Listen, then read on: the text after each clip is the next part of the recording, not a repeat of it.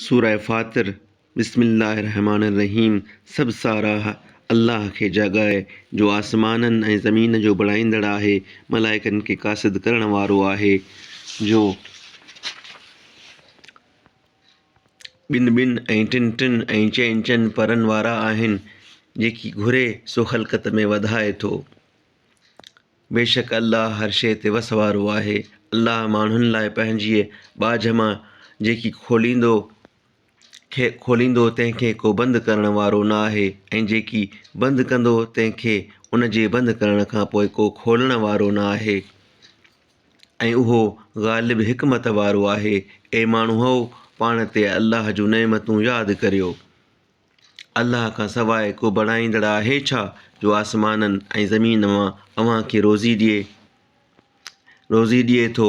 उन अल्लाह खां सवाइ को इबादत जो लाइक़ु न आहे, पोइ केॾांहुं फेराया वेंदा आहियो? ए पैगम्बर, जेकॾहिं कूड़ो भाईनि त बेशक तोखां अॻु ॿिया केतिरा ई पैगम्बर कूड़ा भाया विया, ऐं सभु कम अल्लाह ॾांहुं मोटाइजनि था।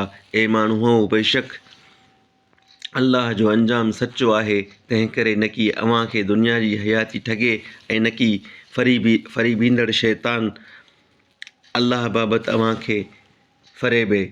बेशक शैतान अव्हांजो वेरी आहे, तंहिं करे उनखे वेरी करे वठो। हू तुंहिंजी टोलीअ खे रुॻो